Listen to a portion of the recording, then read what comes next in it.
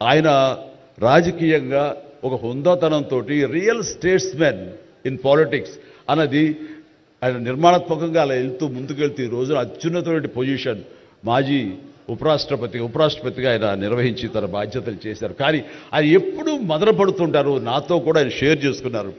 రాజకీయాలు రాను రాను ఇలాగా దుర్భాషలతోటి వ్యక్తిగత విమర్శలతోటి ఇలా దిగజారిపోతున్నాయి చిరంజీవి గారు. ఇది కాదు, ఇది ఆ హుందాతనం ఉండాలి. ఉండి కూడా ఎన్ని సాధించాం మేము.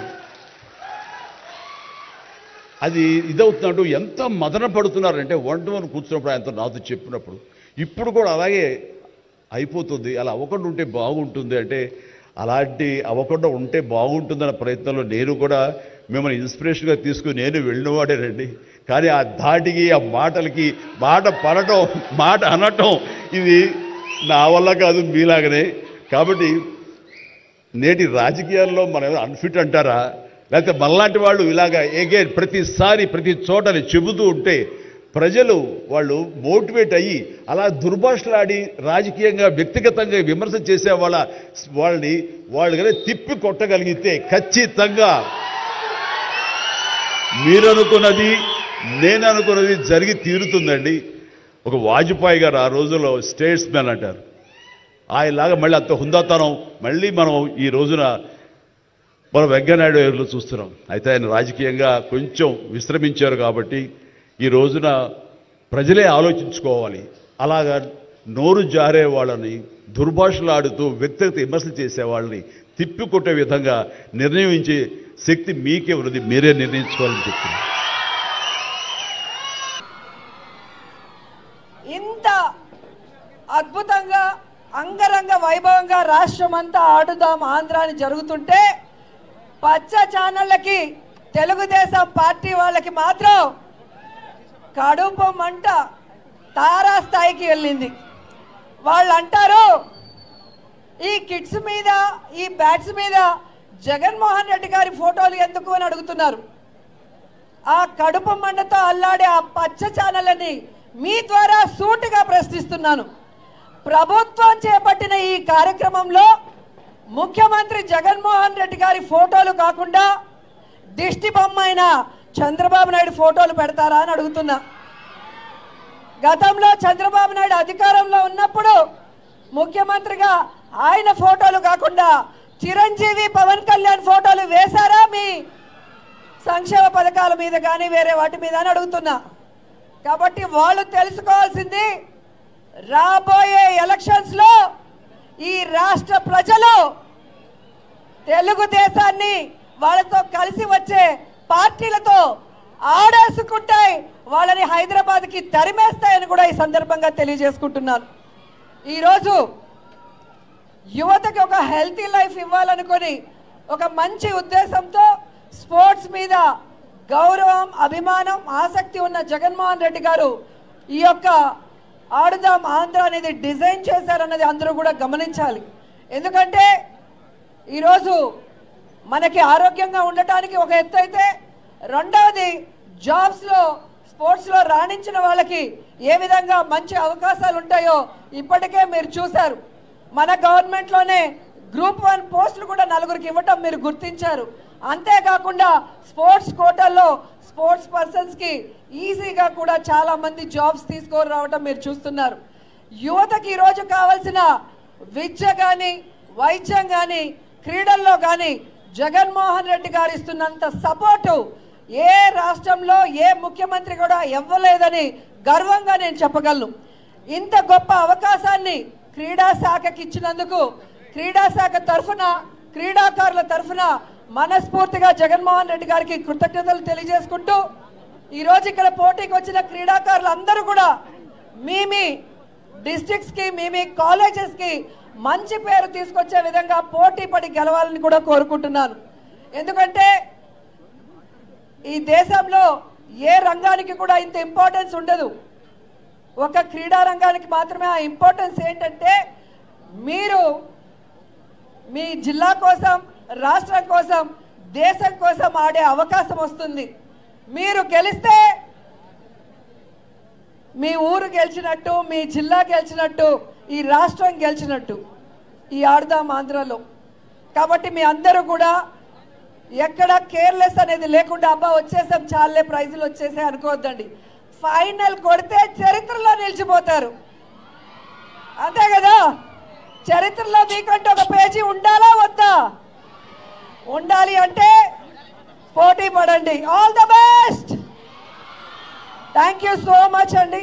ఇంత గొప్ప అవకాశాన్ని జగన్ గారు మాకిచ్చినందుకు, మేము మీకు ఇస్తే మీరు దాన్ని సద్వినియోగపరిచినందుకు మరోసారి అందరికీ కూడా కృతజ్ఞతలు తెలియజేసుకుంటూ సెలవు తీసుకుంటున్నాను. Thank you. ఈ రోజున రకరకాల రంగాలకు సంబంధించినటువంటి గొప్ప గొప్ప వ్యక్తులు వాళ్ళు గుర్తింపు వస్తుందా రాదా అని కాదు, అది వాళ్ళ ఇంట్రెస్ట్ కొద్ది. ఈ రోజున ఇక్కడ ఒక్కొక్కరు శిల్పకళాకారులు ఉన్నారు, అలాగే కొన్ని art forms of village rural సంబంధించిన వాళ్ళు ఉన్నారు, సమయ గారు ఇట్లాగా అలా రకరకాల కవులు ఉన్నారు. వీళ్ళందరూ కూడాను ఆ పని చేసుకుంటూ వెళ్ళిపోయి అదే మా జీవితం, అదే మా ధ్యేయం అంటూ అలా ముందుకు వెళ్ళిపోయే దీంట్లో ఈ రోజున ప్రభుత్వాలు గుర్తించి వాళ్ళకి పద్మశ్రీ అవార్డులు ఇవ్వటం అన్నది, పద్మ అవార్డుతో గౌరవించుకోవడం అన్నది ఈ సందర్భంగా నేను వాళ్ళ గుర్తించినటువంటి భారత కేంద్ర ప్రభుత్వానికి నేను మనస్ఫూర్తిగా నా అభినందనలు తెలియజేస్తాను, నా సంతోషాన్ని వ్యక్తపరుస్తాను. దీనికి మరీ ముఖ్యంగా మన ప్రియతమ నరేంద్ర మోడీ గారు ప్రధానమంత్రి, ఆయన దీన్ని గుర్తించి అలాగా ఇవ్వడం జరిగింది. ఇక్కడ ఒక విషయం చెప్పొచ్చో చెప్పకూడదో తెలియదు కానీ ఒక విషయం చెప్తాను. మధ్యాహ్నం నాకు అవార్డు మీకు ఇవ్వాలనుకుంటున్నాము, మీకు మీ కన్ఫర్మేషన్ కానీ మీ యొక్క ఆమోదం మాకు తెలియాలంటూ హోమ్ డిపార్ట్మెంట్ నుంచి ఫోన్ ఇచ్చినప్పుడు ఒక షాకు లోన్ అయ్యాను.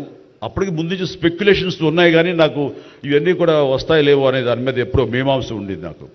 వాళ్ళు చెప్పగానే సంతోషించాను.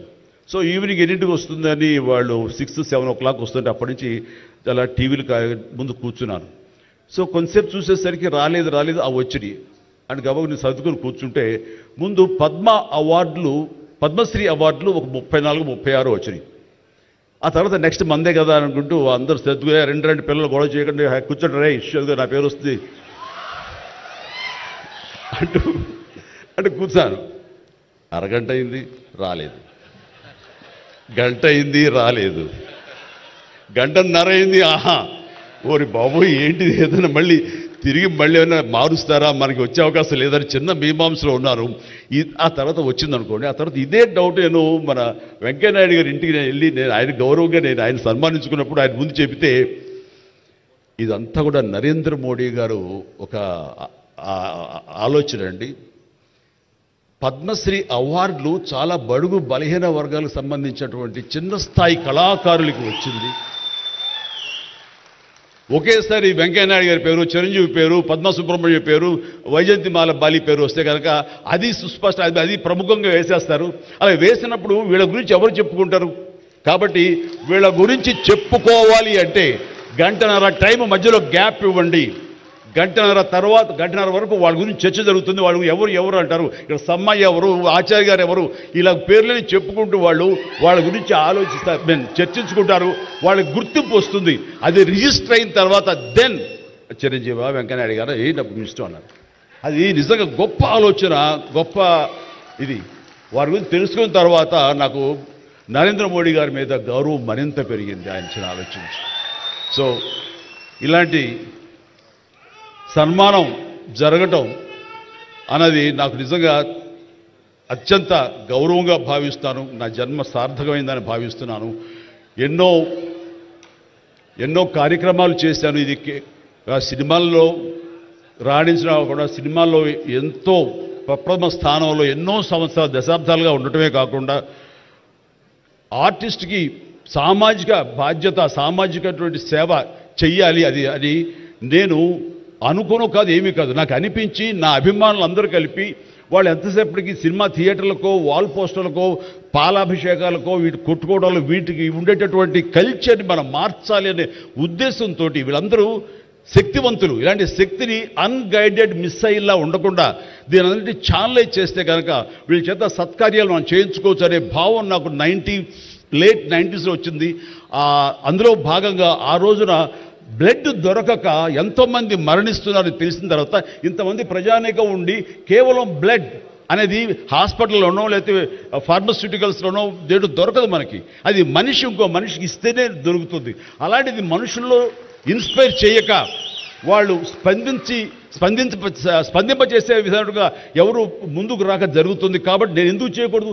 నా అభిమానులు అనేవాళ్ళు ఎస్ ప్రాణం ఇస్తామంటారు. ప్రాణం వద్దు, రక్తం ఇవ్వండి, రక్తం ఇవ్వండి అంటూ నేను 25 సంవత్సరాల క్రితం ఇక్కడ బ్లడ్ బ్యాంక్ పెట్టిన తర్వాత ఈ ఉత్సాహం ఏమైనా పొంగులాగా ఉండి తర్వాత చల్లబడిపోతుందా అని అనుకున్నాను. కానీ లేదు, ఒక జీవనదిలాగా సాగుతూనే ఉంది. ఈరోజు కూడా మీ అందరి ప్రభావంతో ఎక్కడ మంచి కార్యక్రమం కానీ పుట్టినరోజు కానీ శుభకార్యం చేయాలన్న ప్రతి ఒక్కరు రక్తదానం కోసం ముందుకు వస్తున్నారు, రక్తదానం ఇస్తున్నారు అంటే కనుక దానికి ప్రప్రథమంగా నడుం బిగించింది నేను, నా అభిమానం చెప్పలో గర్వంగా ఉంది నాకు ఈ రోజుకి. అలాగే మన కరోనా క్రైసిస్ వచ్చినప్పుడు బయటికి వెళ్ళే అవకాశం లేదు, ఉపాధి లేదు, ఇంట్లో కట్టుబడి ఉండాలి. ఇలాంటి పరిస్థితుల్లో వాళ్ళందరికీ నిత్యావసర వస్తువులకు చాలా కష్టపడిపోతారు అనుకున్నప్పుడు నా ఇతర మిత్రుల సహాయ సహకారాలతోటి నేను పెద్ద ఎత్తున వాళ్ళకి 4 నెలల పాటు మన ఇళ్లలో తినే హై క్వాలిటీ గ్రాసరీస్ నేను వాళ్ళకి అందివ్వడం జరిగింది. అది వాళ్ళు బయటికి రాలేరు, పోలీసులు వాళ్ళు చాలా స్ట్రిక్ట్గా ఇంటికే పరిమితం చేస్తారు, ఏం తింటారు. అప్పుడు నా అభిమానులు నేను ప్రోత్సహించి వెళితే నా అభిమానులు ప్రతి ఇంటికి వెళ్ళి ఆ బ్యాగ్స్ ఇచ్చేవాళ్ళు. అది గొప్పగా నాకు ఎంతో సంతృప్తి ఇచ్చింది. అలాగే ఆక్సిజన్ దొరకని పరిస్థితుల్లో, ప్రభుత్వాలు కూడా చేయలేని పరిస్థితుల్లో, హాస్పిటల్స్ అన్నీ కూడా చేతులు తీసిన పరిస్థితుల్లో నేను నా మిత్రుల సహకారంతో నేను స్వయంగా నా అభిమానులతో వారం రోజుల్లో 32 ప్లేసెస్లో ఆక్సిజన్ అందివ్వడం జరిగింది. అలాగే కాన్సన్ట్రేటర్స్ ఇవ్వడం జరిగింది. ఇవన్నీ కూడా ఏంటంటే చెయ్యాలని తపనతోటి. బహుశా ఇవన్నీ కూడాను నాకు ఈ రోజున ఈ అర్హత రావడానికి, ఈ అవార్డు రావడానికి నాకు దోహదపడిందేమో అనుకుంటున్నాను. భగవంతుడా ఇంకా నాకు ఈ శక్తి సామర్థ్యాలు ఇవ్వు, ఈ ఆలోచన ఇవ్వు. నేను అవార్డుల కోసం ఎదురు చూడను, అవార్డులు రావాలని కోరుకోను. లేకపోతే చాలు, వాళ్ళ గుండెలు ఉండే ప్రేమ కంటే ఏ అవార్డు పెద్దది కాదు. కాబట్టి ఇలాగా మిగతా జీవితం సినిమాలు చేస్తూనే ఉంటా, డ్యాన్సులు ఆడుతూనే ఉంటా, ఫైట్లు చేస్తూనే ఉంటా, మిమ్మల్ని అలరిస్తూనే ఉంటా. అలాగే ఈ సేవా కార్యక్రమాలు కొనసాగిస్తూనే ఉంటాను.